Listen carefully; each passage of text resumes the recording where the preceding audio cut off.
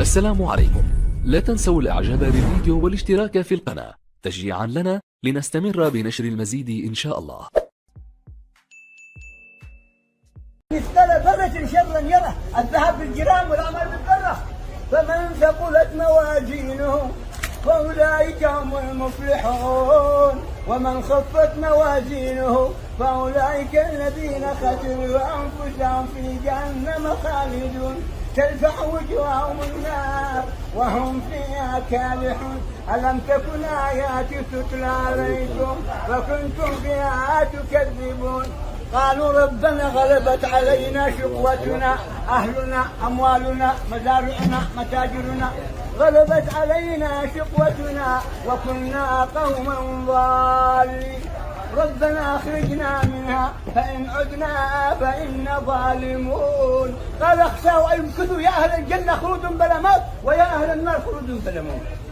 قال النبي عليه الصلاة والسلام إن لجهنم 70,000 زنا، مع كل زنام 70,000 ملك يجرونها. لمن؟ لي ولك ولأختي والأختك والأبوي وأبوك وجاري وجارك، والعياذ بالله والعياذ بالله. هذا كيف نقضي؟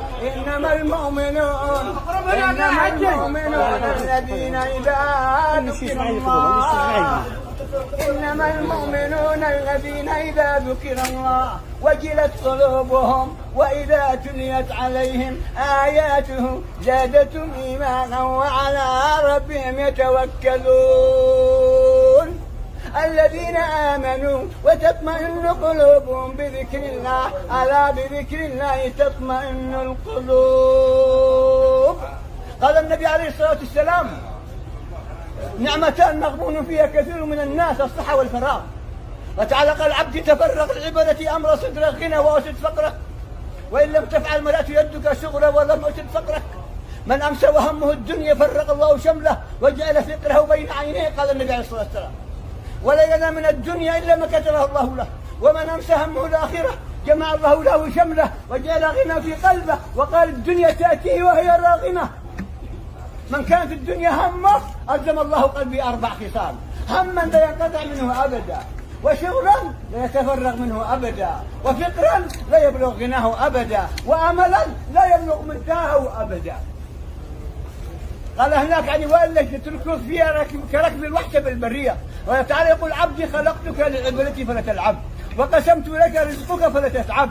إن رضيت بما قسمته لك أرحت قلبك وبدنك وكنت عندي محمودا، وإن لم ترضى بما قسمته لك فوعزتي وجلالي لأسلطن عليك الدنيا تركض فيها كركب الوحش بالبرية وكنت عندي موجودا. وهذه الدنيا التي قد فاخر فيها ونعمل ونترك دهرها، أتعاظ ربها أنها زهر بس. ولا تمدن عينيك إلى ما متعنا به أزواجا منهم زهرة الحياة الدهر. وهذه النبات تجري من هذه الزهرة 3 أيام 4 أيام المحلات. ولا تمدن عينيك إلى ما متعنا به أزواجا منهم زهرة الحياة الدنيا لنفتنهم فيه ورزق ربك خير وأبقى. وأمر أهلك بالصلاة واصطبر عليها لا نسألك رزقا نحن نرزقك.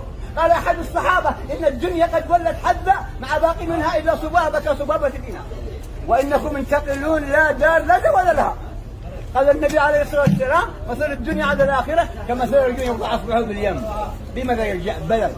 هذا الكلام نقتنم هذه الفرصة، هذه الساعة يعني حتى المغيب، لأنها فرصة قد مشينا يعني قد وعظونا الناس كثير بهذه ما شاء الله، بهذه يعني المواعظ، بهذه المشاعر. هذا اليوم أفضل يوم، هذا اليوم حبيب الكرام نمشي يعني إذا قالوا مشاعر المشرفين نخرج بالذكر حتى تغاب، وكذلك أينما كنا ونحن بالذكر. قال النبي عليه الصلاة والسلام ما من ساعة تمر على ابن آدم لم يذكر الله فيها إلا كانت عليه حسرة وندامة يوم القيامة. الحرب الذكر جهاد.